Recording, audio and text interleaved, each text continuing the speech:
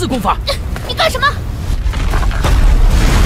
我们四大门派如今应试，就由英灵，有道义。若是处理不好，魔教祸乱青云，往死路上推吗？住口！ Halo semuanya, selamat datang di Ruang Film. Bagaimana kabar kalian semua? Semoga selalu sehat dan baik-baik saja. Pada hari ini kita akan melanjutkan Dong Wajid Dynasty episode 21 sampai 22. Di bagian sebelumnya, kita sudah diperlihatkan sebuah pertarungan antara Xiaofan melawan Xiyu, yang mana Xiyu berniat membalaskan dendam Lausan sebagai muridnya yang mati di tangan Xiaofan. Di tengah-tengah pertarungan mereka, Tian Bui secara tiba-tiba datang menolong Xiaofan. Alhasil terjadilah pertarungan yang sangat dahsyat antara Tian Bui dengan Xiyu. Hingga pada akhirnya Xiyu memutuskan untuk kabur karena tak mampu mengimbangi kekuatan Tian Bui. Lantas Tian Bui bersama murid-muridnya juga mengejarnya. Namun mereka malah diserang mendadak oleh pasukan ajaran iblis. Dan terjadilah sebuah peperangan. Setelah itu peperangan berpindah di pantai, yang mana Raja Hantu sedang berusaha mengendalikan iblis banteng. Di sana, para pasukan aliran kebenaran berusaha keras untuk menggagalkan rencana dari ajaran hantu. Scene berlanjut setelah Ling berhasil menghancurkan salah satu pondasi, yang mana hal itu telah membuat Raja Hantu gagal dalam usahanya untuk mengendalikan iblis banteng. Hingga hal ini pun membuatnya memuntahkan darah.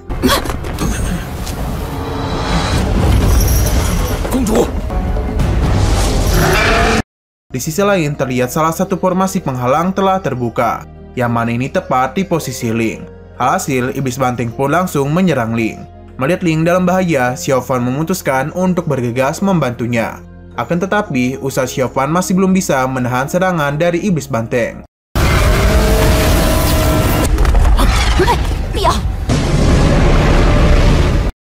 Tak menyerah begitu saja, Xiaofan kembali bangkit. Namun kali ini Xiaofan tampak sedang diselimuti oleh energi jahat dan dengan menggunakan tongkatnya, ia pun menyerap darah-darah yang ada di sekitaran pantai. Setelah itu, ia langsung menggunakan kekuatannya untuk menahan serangan iblis banteng.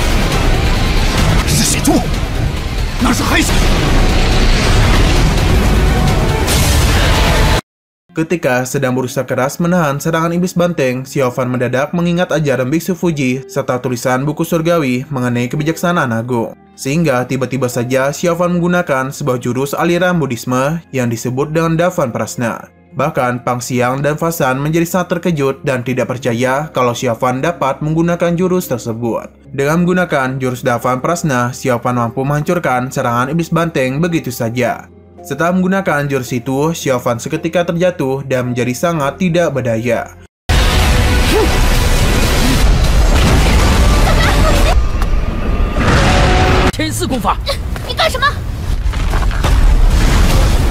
Di sisi lain, Tuan Gui menyarankan Raja Hantu agar tak kembali mencoba mengurung iblis banteng, karena menurutnya sudah tidak ada lagi kesempatan untuk melakukannya kembali. Akan tetapi, Raja Hantu tetap saja berambisi untuk mencobanya lagi. Ia memberitahu kalau nyawanya tidaklah seberapa dibandingkan dengan kepentingan masa depan ajaran iblis. Dan penuh keberanian, Raja Hantu langsung berusaha menyerang iblis banteng. Sementara itu, King Lao memerintahkan kepada seluruh pasukannya untuk bersama-sama melindungi Raja Hantu dari gangguan pasukan aliran kebenaran. Alhasil, sebuah pertarungan sengit pun terjadi antara King Long melawan Tian Bui.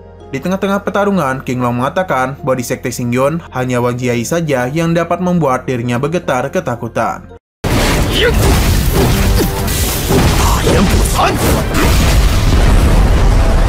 Di sisi lain, peperangan antara kedua belah pihak semakin memanas. Selain itu, Song Daren juga berusaha melindungi Xiaofan dari serangan musuh. Di waktu yang sama, Biao tampak sedang berusaha ingin menghampiri Xiaofan. Akan tetapi, usahanya itu dihalangi oleh Ling, sehingga mereka berdua pun mulai bertarung.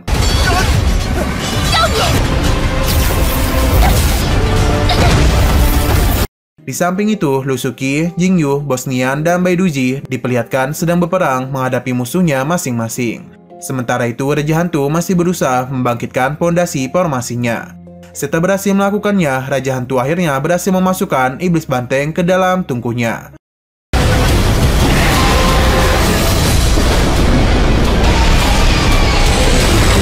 Melihat Raja Hantu yang sudah berhasil mengendalikan iblis banteng, Tian Bui memberikan perintah kepada seluruh pasukannya agar segera mundur.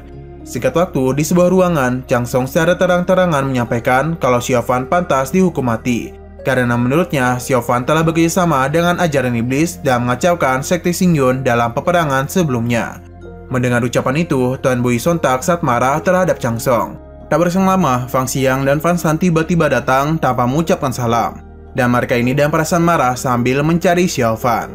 Fan Shan meminta kejelasan mengenai Xiao Fan yang berasal dari sekte Xingyun. Yang mana itu mampu menguasai jurus Dapan Prasna. Karena bagaimanapun, Dapan Prasna sebenarnya ada dharma sejati tertinggi dari kuil Tianyin. Lantas, Tian Bui dan penuh hormat mengatakan bahwa ia akan segera mencari tahu dan juga akan memberikan keadilan kepada kuil Tianyin. Untuk menenangkan Fasa dan Fang Xiang, Xiao Yiqi memberitahu bahwa mereka sudah memutuskan untuk kembali ke sekte Xingyun dan akan melaporkannya kepada ketua sekte.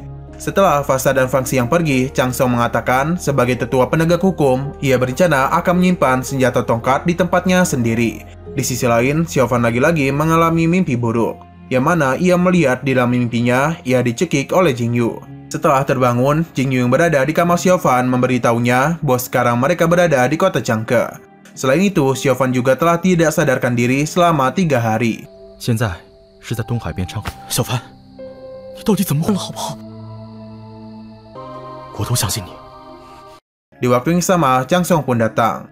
Tanpa banyak bicara, ia langsung memerintahkan bawahannya agar segera menangkap Xiao Fan. Setelah itu, Chang Song membawa Xiao Fan dan mengajak Tian Bui dan seluruh muridnya untuk segera berangkat menuju sekte Xingyun.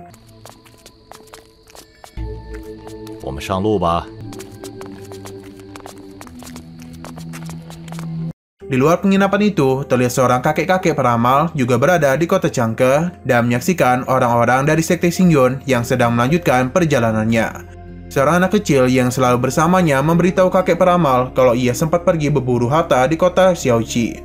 Namun yang ia temukan hanya sebuah sumur tua saja. Kakek peramal itu menjelaskan sumur tua itu adalah sebuah sumur bulan purnama yang legendaris. Rumornya, selama bulan purnama, orang yang berada di sumur itu dipastikan dapat melihat orang atau benda yang ia sukai. Selain kakek-kakek peramal, terlihat juga Biao yang sedang berada di kota Changke.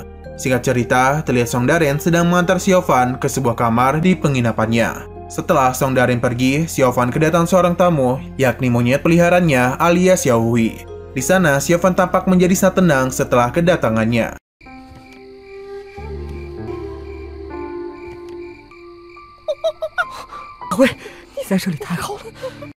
Pada keesokan harinya, Biao terlihat sedang mengendap-endap ingin pergi menghampiri Xiao Fan ke sekte Xingyun.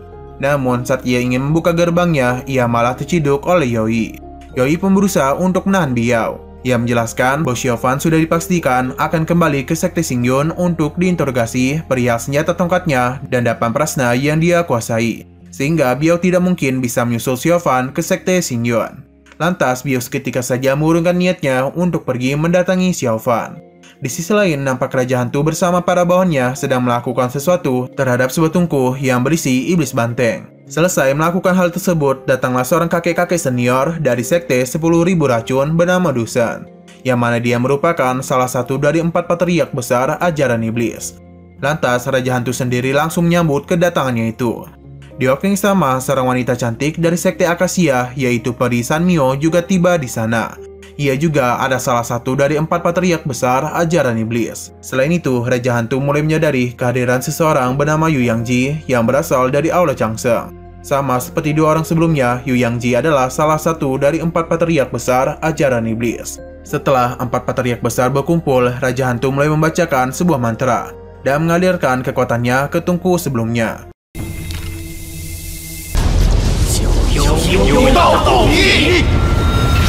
Pada keesokan harinya, di sekte Xingyun terlihat Dao Xuan mendapatkan seorang tamu, yakni orang-orang dari kuil Tianyin termasuk patriark mereka yaitu Master Fu Hong. Kedatangan mereka ke sekte Xingyun ada untuk meminta keadilan mengenai Xiao Fan yang menguasai Dapan Prasna. Master Fu Hong yakin kalau Xiao Fan punya penjelasan yang masuk akal di balik permasalahan itu. 不过 阿弥陀主，您有不知识。 Tak berselang lama, datanglah juga orang-orang dari lembah Fenxiang, termasuk Sang Guanche. Sang Guanche memberitahu bahwa kedatangan mereka ke sekte Xingyun adalah atas perintah dari ketua Yun Jilanju.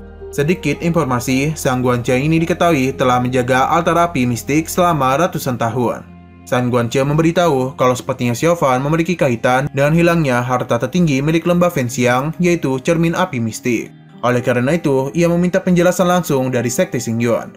Dao Xuan kemudian meminta San Guanche dan bawahnya untuk beristirahat terlebih dahulu di kamar tamu. 若是处理不好，魔教祸乱青云，往死路上推吗？住口！ Di sisi lain, di sebuah hutan, tampak Raja Hantu sedang menemui Dusan secara rahasia. Di sana, Dusan memberikan sebuah minuman anggur kepada Raja Hantu. Akan tetapi, minuman itu terlihat seperti dipenuhi oleh racun.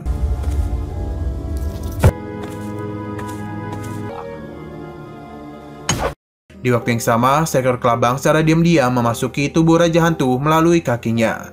Setelah Raja Hantu meminumnya, tampak terjadi sesuatu yang cukup menganehkan pada Raja Hantu. Setelah itu, Raja Hantu meminta Dusan memimpin situasi keseluruhan pada aliansi 4 besar, yang mana mereka akan melakukan penyerangan ke Sekte Xingyuan. Akan tetapi, Dusan tampaknya menolak permintaan itu secara halus, dan mengatakan kalau dirinya yang sudah tua hanya dapat melakukan hal-hal yang sederhana saja. Selang beberapa saat, Raja Hantu mulai menyadari kalau ada seekor kelabang yang berada di pundaknya. Lalu, Raja Hantu mengatakan bahwa pengalamannya masih kurang. Akan lebih bagus jika ia mendapatkan dukungan langsung dari Dusan. 王成圣，手握昭然若揭，何必 提携便能早日入。 Di saat yang bersamaan, Raja Hantu langsung mengambil kelabang yang ada di tubuhnya dan memberikan ancaman jika Dusan menolak, maka banyak nyawa yang akan melayang begitu saja. Dusan justru menjadi sangat terkejut sekaligus panik. Apalagi Raja Hantu sempat nyaris menghabisi kelabangnya yang merupakan kelabang yang sangat langka, karena hanya tersisa satu pasangan saja di dunia ini. Kemudian Raja Hantu mengembalikan kelabang itu kepada Dusan. Ia juga mengatakan jika penyerangan ke Sekte Xingyuan kali ini berhasil, maka Sekte Raja Hantu bersedia berbagi kekuasaan dengan Sekte 10.000 racun. Lantas tanpa mengucapkan sepatah kata apapun, Dusan mau tidak mau terpaksa mengikuti kemauan Raja Hantu. Pada keesokan harinya, terlihat Sang Daren menghampiri Xiaofan di kediamannya. Ia memberitahu kalau kemarin terjadi pertengkaran antara Tian Bui dan Dao Xuan bersama Chang Song. Tian Bui bahkan berani menjamin nyawanya sendiri untuk membuktikan kalau Xiaofan tidak bekerjasama dengan ajaran iblis. Selain itu, Sang Daren juga menyampaikan bahwa pada besok pagi, Dao Xuan akan menginterogasi Xiaofan di aula Istana Yuqing. Mendengar informasi itu, Xiaofan tampak menjadi sangat sedih, sehingga ia memutuskan untuk mencari angin di hutan-hutan bambu. Saat sedang berjalan santai di tengah-tengah hutan bambu, ia dikejutkan oleh kedatangan Biao yang datang secara tiba-tiba. Lantas, Xiaofan sendiri merasa khawatir akan kenekatan Biao yang berani datang ke Sekte Xingyuan. Biao menjelaskan bahwa dalam 100 tahun ini, Sekte Xingyuan sangatlah damai, sehingga ia dapat masuk dan mudah karena penjagaannya yang tidak begitu ketat. Alhasil, Xiaofan mengajak Biao untuk berduduk berdua bersamanya sambil menemaninya untuk mengobrol. Biao mulai menyadari kalau ayahnya mulai sibuk untuk mengurusi ajaran iblis. Akan tetapi, sejak bertemu dengan Xiaofan, ia pun mulai sadar kalau sebenarnya ayahnya ternyata sangat mempedulikan dirinya. 这么好，忙，还有你爹的事。其他人看我爹的脸才知道他也关心我。 Apalagi ketika kejadian di Gua Tetesan Darah, Biao mengaku sangat tertolong oleh kehadiran dari Xiaofan. Ia merasa lega karena dapat menjadikan Xiaofan sebagai orang yang dapat dia andalkan. Mendengar cerita itu, Xiaofan langsung memeluk Biao. Setelah memeluk Biao, Xiaofan ini mulai curhat. Ia merasa seperti orang yang bodoh, padahal ia sudah mengetahui bahwa Ling menyukai Si Hao. Bahkan saking bodohnya, dia itu tetap saja ingin selalu menjadi sayap pelindung Ling seperti saat peperangan di Gunung Libau sebelumnya. Mendengar ucapan itu, Biao pun mulai bertanya-tanya apakah Xiaofan akan menyelamatkannya jika Biao juga berada dalam keadaan yang berbahaya. Biao sendiri mengatakan jika Xiaofan berada dalam keadaan yang kritis, Biao ini akan mempertaruhkan nyawanya demi menyelamatkan Xiaofan. Lalu Biao kembali mengajak Xiaofan untuk ikut bersamanya dan pergi meninggalkan Sekte Xingyuan. Namun Xiaofan menolak ajakan tersebut karena dia menganggap Sekte Xingyuan sebagai rumahnya sendiri. Ia juga tidak bisa berpaling dengan Tian Bui dan istrinya karena mereka berdualah yang telah membesarkan dirinya. Karena bagaimanapun, Xiaofan ini telah kehilangan orang tua kandungnya. Setelah itu, Xiaofan meminta Biao untuk segera pergi dari Sekte Xingyuan, sebab hari mulai mendekati malam. Sebelum pergi, Biao menanyakan kepada Xiaofan mengenai apa yang dilihat oleh Xiaofan di sumur tua tepat pada bulan purnama, tepatnya di kota Xiaoyiqi. Xiaofan mengatakan bahwa ia berjanji akan memberitahu Biao mengenai hal tersebut ketika bertemu dengannya di lain kesempatan. Di hari yang sama, terlihat Daosuan sedang menemui seorang kakek-kakek tua. Kakek-kakek itu mengatakan mengenai kedatangan Daosuan yang sudah berkali-kali. Apalagi ia mendatanginya bukan di hari peringatan. Kakek-kakek itu sedikit mengkhawatirkan kalau kemungkinan orang lain melihat Daosuan mendatangi dirinya.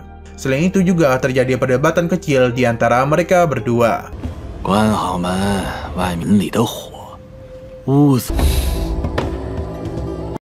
Pada malam harinya, terlihat di sebuah altar, Tuan Gui bersama 4 ketua sekte besar ajaran iblis lainnya, termasuk Raja Hantu yang baru saja tiba, sedang berkumpul dan melakukan sebuah ritual ajaran iblis. 调到了青云山附近，根本就是圣教的实力完全集中在这里的主要目的，不是为了……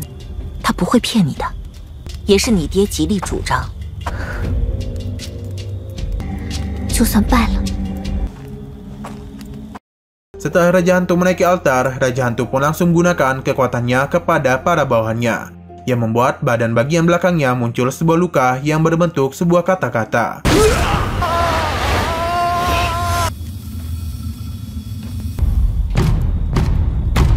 Lalu Raja Hantu memberikan sebuah pidato pejuang kepada seluruh pasukannya, yang membuat seluruh pasukannya menjadi sangat bersemangat.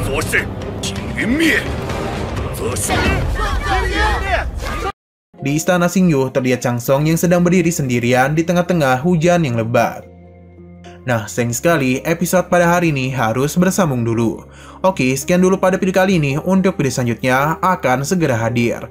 Jadi bagi kalian yang ingin mengikuti series ini, langsung klik subscribe dan aktifkan loncengnya. Oke, terima kasih yang sudah menonton video sampai habis. Jika kalian suka pada video ini, klik like dan share ke teman-teman kalian tentang channel ini. Dan ditunggu aja kelanjutannya. Oke, sampai jumpa di video selanjutnya.